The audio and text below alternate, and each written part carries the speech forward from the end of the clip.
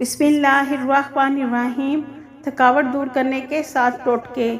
अगर आप हर वक्त थकावट का शिकार रहते हैं तो इसकी कई वजूहात हो सकती हैं, लेकिन आज हम आपको थकावट की 7 बड़ी वजूहात बताएंगे जिन पर काबू पाकर आप ताजगी और चुस्ती हासिल कर सकते हैं। सबसे पहले चीनी से परहेज़ करें।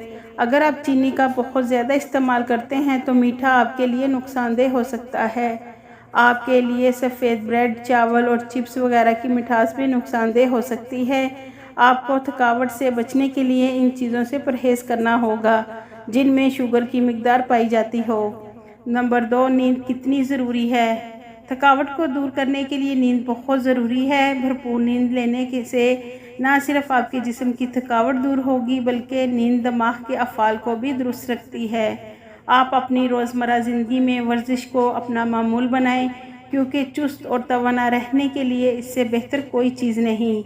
नंबर 3, नाश्ता ना छोड़ना। सुबह का नाश्ता दिन भर की मुशक्क़त के लिए तवानाई फराहम करता है। इसके बगैर जिस्म को तवानाई नहीं मिलती और दिन भर थकावट का एहसास रहता है। यही वजह है कि तवाना और चुस्त रहने के लिए नाश्ता इत्मीनान और मतवाज़न ग़िज़ा का करना चाहिए, जबकि नाश्ते में दूध, जूस, फल, अंडे और ड्राई फ्रूट्स का इस्तेमाल करें।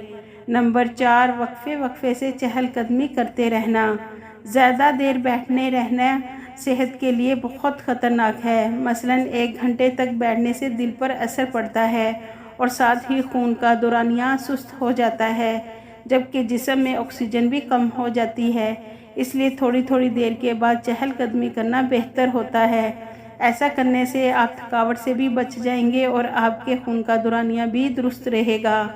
नंबर 5, कैफ़ीन की ज़्यादती। अगर आप कैफ़ीन का ज़्यादा इस्तेमाल करते हैं तो ये भी थकावट और सुस्ती की एक बड़ी वजह है, क्योंकि कॉफ़ी और सॉफ्ट ड्रिंक्स वगैरह का इस्तेमाल आप में वक्ती चुस्ती पैदा करता है, लेकिन इसकी ज़्यादती इंसान को सुस्त भी बना दे सकती है।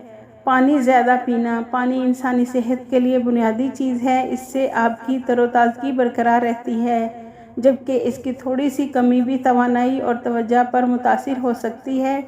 पानी का ज़्यादा से ज़्यादा इस्तेमाल आपको तवाना और ताज़ा दम रखता है, इसीलिए हर घंटे के बाद 1 गिलास पानी ज़रूर पीना चाहिए। नंबर 7, जिस्मानी अंदाज़ तब्दील कीजिए। चलने फिरने और उठने बैठने के अंदाज भी बॉडी लैंग्वेज पर असर अंदाज होते हैं, जिससे आप पर थकावट तारी होती है। अगर आप कंधे सुकेड़कर आहिस्ता आहिस्ता चल रहे हैं तो ये ना सिर्फ थकावट बल्कि परेशानी को भी ज़ाहिर करता है। चलते वक्त अपना अंदाज बावकार रखिए, इससे आप थकावट का शिकार होने से बचे रहेंगे और ख़ुद को तवाना और चुस्त महसूस करेंगे।